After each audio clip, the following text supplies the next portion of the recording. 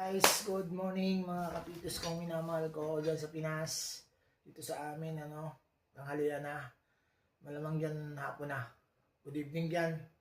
So, ito, kakain muna tayo. Almusal pa, tanghalian na. Late na yung gising ko guys.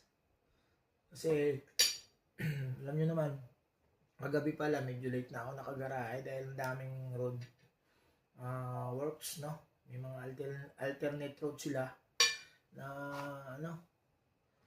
na binibigay, kaya medyo tayo napaano tayo guys, napapunta tayo sa hindi talaga dapat puntahan na lugar.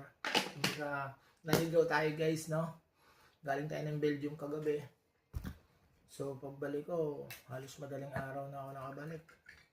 So ganun pa man, na-i-deliver din natin at na-igarahin natin ng maayos guys. Pero bago yan, doon sa aking vlog kahapon ng Disruptive Foul tsaka Playground, may mga commentators tayo doon, no? Komento. Ito yung top contributor natin.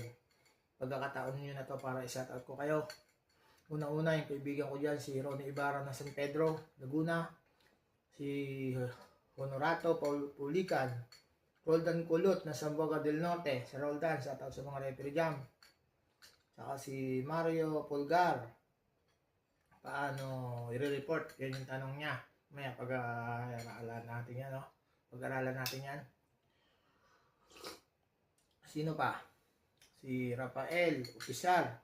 Paano din i-report? Dalawa na nagtanong, no? Sa comment natin. Richard Mendoza.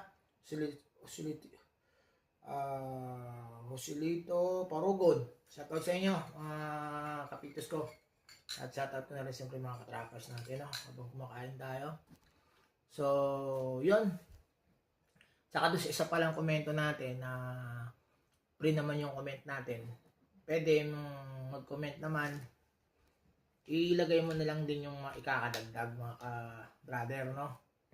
Kasi nag-aaral nga tayo dito.